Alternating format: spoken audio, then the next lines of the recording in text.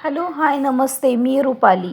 आपल्या कथाप्रेमी या चॅनलवर तुम्हा सर्वांचं अगदी मनापासून स्वागत आहे. कथेचं नाव आहे अद्विया माफियाचे निषिद्ध प्रेम भाग 4. ज्यांनी कुणी पाठीमागचे भाग वाचले नसतील त्यांनी नक्की वाचा, तेव्हाच कथा समजेल. तर चला कथेला सुरुवात करूया. सायंकाळचे धुके अधिकच दाट होत चालले होते. अद्वैतने सियाला तिच्या घराच्या गल्लीच्या कोपऱ्यावर सोडले तेव्हा रात्रीचे 8 वाजत आले होते. गाडीतून उतरताना सियाने एकदाही मागे वळून पाहिले नाही, पण तिच्या हातातील थरथराट अद्वैतच्या नजरेतून सुटली नव्हती. कारच्या स्टिअरिंगवर हाताची पकड घट्ट करत अद्वैतने काचेबाहेर पाहिले. ती अरुंद अंधारी गल्ली, जिथे प्रकाशाचा एक किरणही पोहोचायला घाबरत होता, तिथे त्याची बेबी डॉल राहत होती. त्याचा फोन अचानक व्हायब्रेट झाला. स्क्रीनवर आरव हे नाव चमकत होते. अद्वैतने ब्लूटूथ कनेक्ट केलं. बोल आरव, काय माहिती मिळाली? अद्वैतचा आवाज कमालीचा शांत पण तितकाच धोकादायक होता. बॉस, तुम्ही सांगितलेल्या मुलीची म्हणजेच सिया शर्माची माहिती मिळाली आहे. आरवचा आवाज गंभीर होता. तिचे आई वडील 2 वर्षापूर्वी एका संशयास्पद कार अपघातात वारले. तेव्हापासून ती तिच्या काका काकूंकडे राहते, म्हणजेच किशन शर्मा आणि कामिनी शर्मा यांच्याकडे राहते.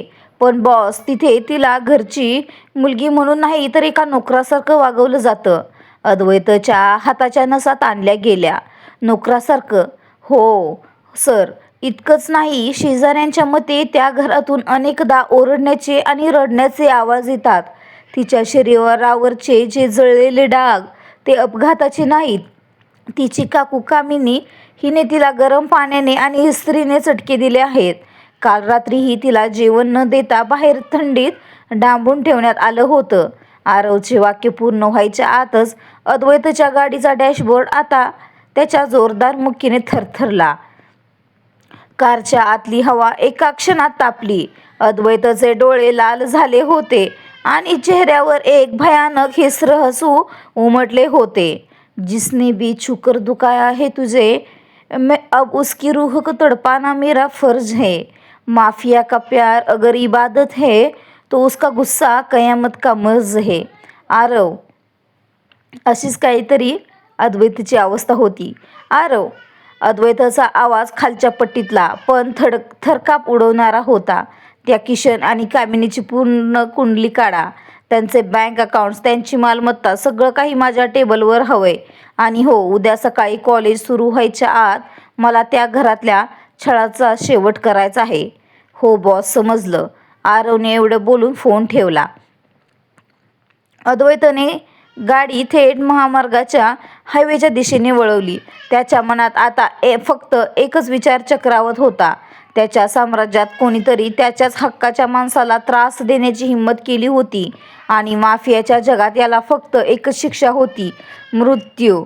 दुसरीकडे सिया घराचा दरवाजा उघडून आत शिरली.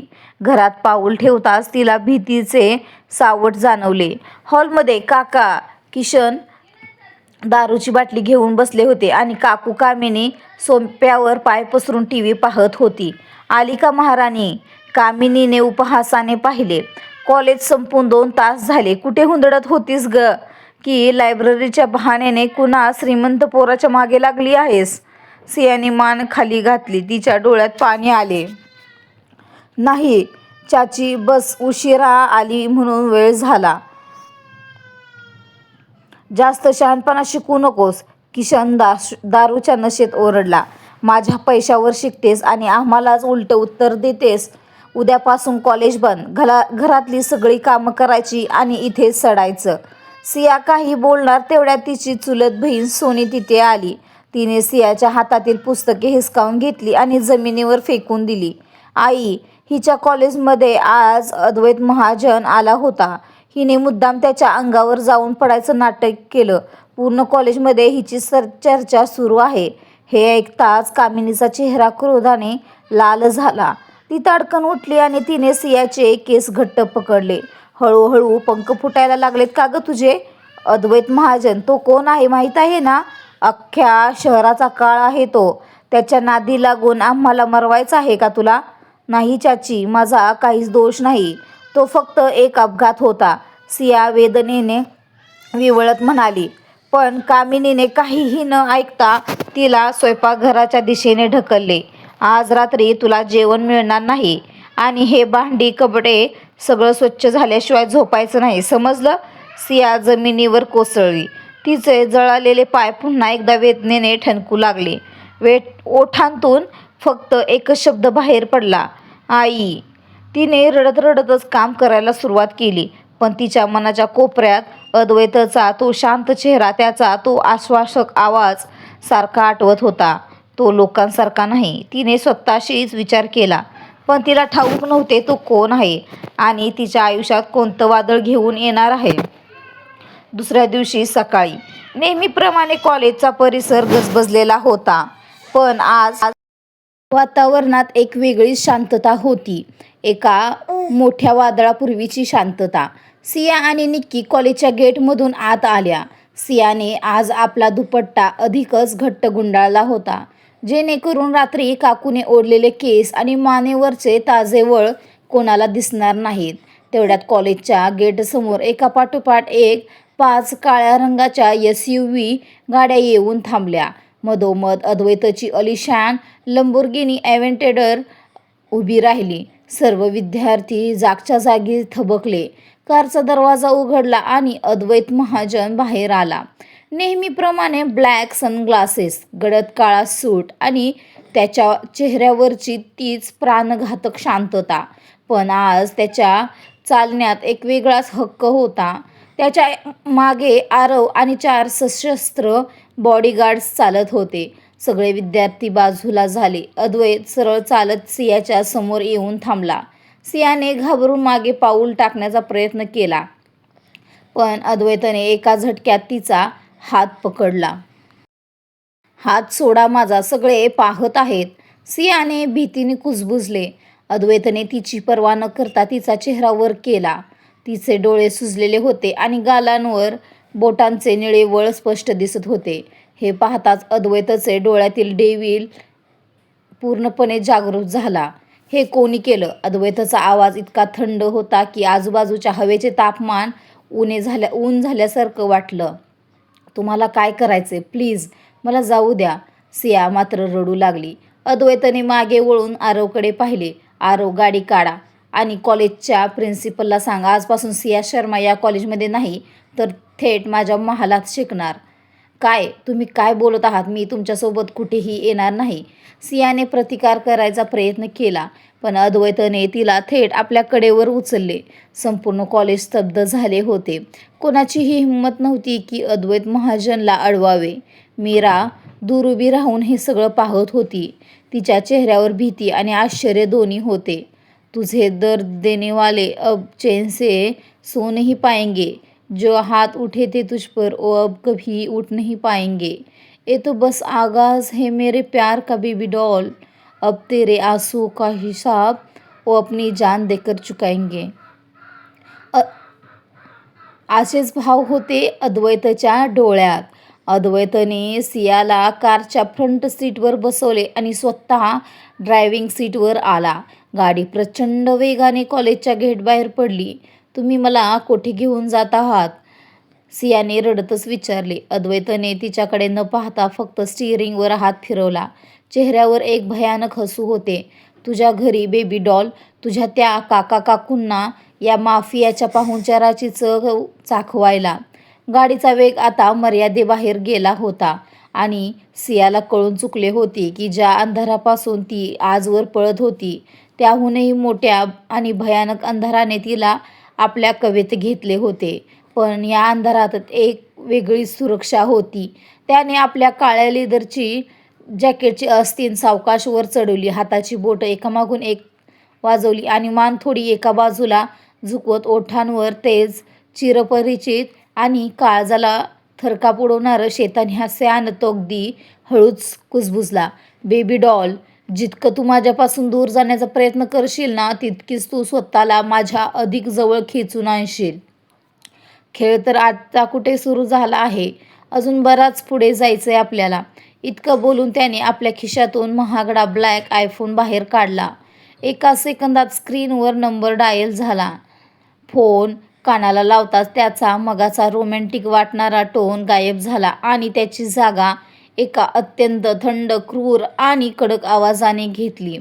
त्याने समोरच्या व्यक्तीला थेट आदेश दिला, "तिला शोधा. तिच्या संपूर्ण आयुष्याची कुंडली मला पुढच्या अर्ध्या तासात माझ्या टेबलवर हवी आहे. ती कुठे आहे, कुठे जाते, कुणाला भेटते, कधी एकटी असते, तिला काय आवडतं आणि काय नाही.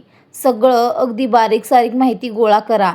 आणि हो, सर्वात महत्त्वाचं, ज्या कुणी तिच्या नाजूक शरीरावर ते घाव दिले आहेत ना, त्या हरामखोरांना शोधून माझ्यापर्यंत घेऊन या. असा जीवघेणा त्रास देईन ना त्यांना की ते माझ्यासमोर गुडघे टेकून स्वतःच्या मरणाची भीक मागतील." फोन कट करून अद्वैत महाजन तिथेच एका पुतळ्यासारखा स्थिर उभा राहिला. त्याच्या त्या गडद काळ्या डोळ्यात एक वेगळीच, अंगावर काटा आणणारी थंड शांतता पसरली होती. जणू एखाद्या कसलेल्या सरावलेल्या शिकारीला पूर्ण खात्री असते की त्याचा शिकार कितीही पळाला तरी शेवटी त्याच्या जाळ्यात येऊन अडकणार आहे. पुन्हा एकदा खिशात हात घालत चेहऱ्यावर हलकंसं हिंस्र हसू आणत तो स्वतःशीच पुटपुटला, "सिया, तू फक्त आणि फक्त माझी आहेस." आणि जे अद्वैत महाजनचं असतं ते त्याच्याकडून हिसकावून घेण्याची हिंमत या जगात अजून तरी कुणी जन्माला घातलेली नाही. ते करारी शब्द अजूनही तिथल्या हवेत एखाद्या पडसादासारखे घुमत होते. सिया ज्या रस्त्याने आत्ताच घाईघाईने निघून गेली होती त्याच ओस पडलेल्या रस्त्याकडे त्याची नजर खिळली होती.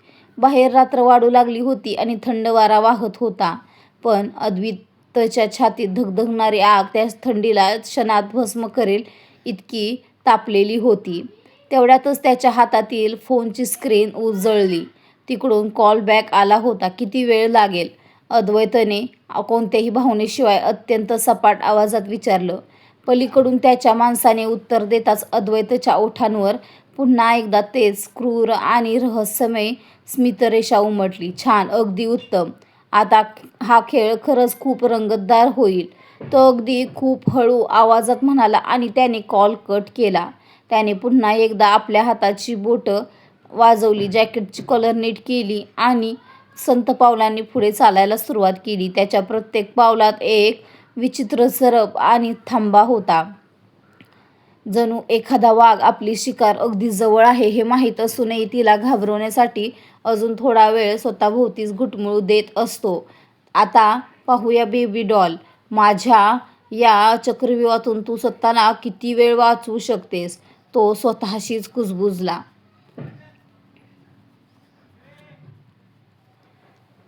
सिया कशाबशा पावलांनी धापा टाकत आपल्या घरी पोहोचली होती. तिच्या डोळ्यात अद्वैतच्या त्या वागण्याबद्दल प्रचंड राग आणि संताप होता, पण तिचं मन मात्र आतून कुठेतरी प्रचंड अस्वस्थ झालं होतं. अद्वैतचं ते शैतानी हसू, त्याच्या डोळ्यातली ती अजब वेडेपणाची सनक, ती कितीही विसरण्याचा प्रयत्न करत असली तरी तिच्या डोक्यातून जात नव्हती. सायको आहे तो, पूर्ण पागल आहे. सियाने वैतागून स्वतःशीच पाठ फिरवली आणि ती तरातरा आपल्या खोलीत निघून गेली. पण बिचाऱ्या निष्पाप सियाला काय माहीत की ज्याला ती सायको समजत होती त्याचं खरं पागलपण तर आत्ता कुठे तिच्या आयुष्यात थैमान घालणार होतं.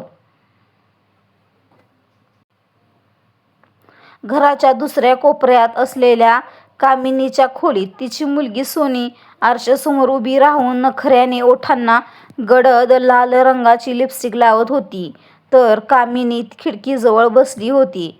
तिच्या चेहऱ्यावर नेहमीप्रमाणे सियाला त्रास दिल्याचं एक क्रूर समाधान होतं. तेवढ्यातच कामिनीचा फोन जोरात वाजला. "हॅलो, कोण बोलतंय?" कामिनीने उद्धटपणे फोन उचलत विचारलं, पण पलीकडून कोणताही ओळखीचा आवाज आला नाही.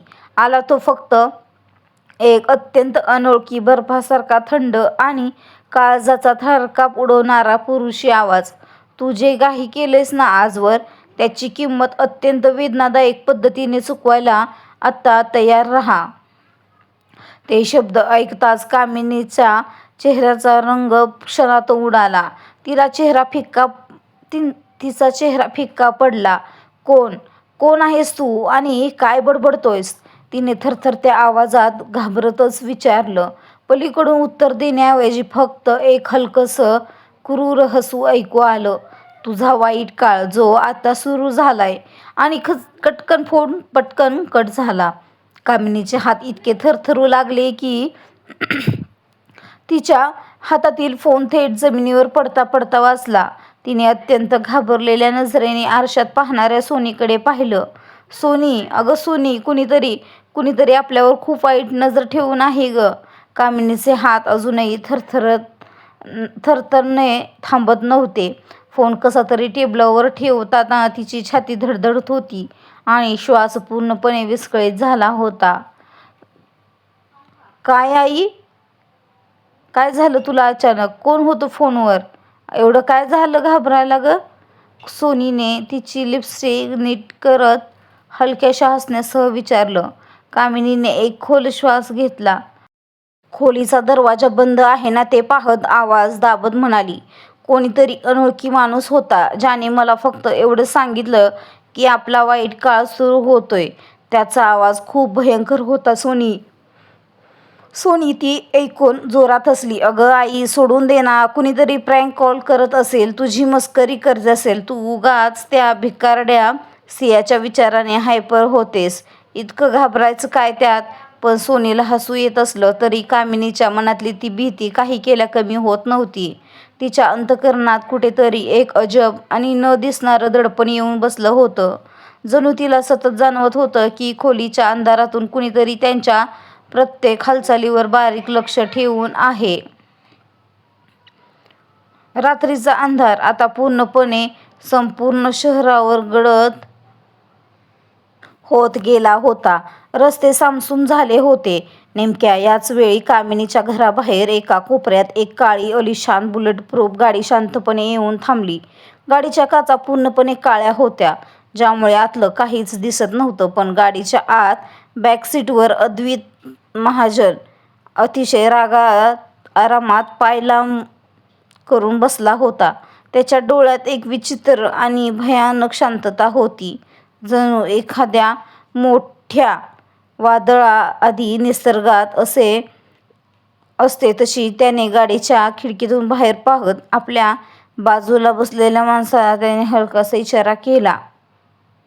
त्याचा तो इशारा मिळताच अद्वैतच्या 2 माणसांनी कामिनीच्या घराच्या मागच्या बाजूने गुपचूप आत प्रवेश केला आणि पुढच्या क्षणात घराच्या आत एक मोठी गडबड झाली. हॉलमध्ये खिडकीजवळ ठेवलेलं काचेचं आणि फुलाचं महागडं टेबल अचानक जोरात खाली कोसळलं आणि त्याचा मोठा आवाज झाला. आई! सोनी भीतीने जोरात किंचाळली. दोघी मायलेकी जीवाच्या आकांताने धावत हॉलमध्ये पोहोचल्या. पण संपूर्ण हॉल रिकामा होता. तिथे कोणीच नव्हतं. फक्त खिडकीचा पडदा हवेत हलत होता. तेवढ्यात कामिनीची नजर हॉलच्या पांढऱ्या शुभ्र भिंतीकडे गेली आणि तिच्या पायाखालची जमीनच सरकली. तिथे ताज्या लाल रंगात, जणू काही ते रक्त असावं अशा थाटात स्पष्ट अक्षरांमध्ये लिहिलं होतं, प्रत्येक जखमेचा हिशोब होईल. ते पाहून कामिनी आणि सोनी या दोघींच्याही डोळ्यात आता स्पष्टपणे मृत्यूची भीती साचली होती. बाहेर अंधारात उभ्या असलेल्या गाडीच्या आतून हे सगळं पाहत अद्वैतच्या ओठांवर एक अत्यंत क्रूर स्मित उमटलं होतं. हे तर फक्त खेळायचं साहित्य आहे बेबी डॉल. ही तर फक्त सुरुवात आहे. तो गाडीचा काच वर करत हळूच पुटपुटला. खरा खेळ तर अजून बाकी आहे. Continue reading. कशी वाटते कथा कमेंटमध्ये सांगा आणि जास्तीत जास्त लाईक करा, शेअर करा.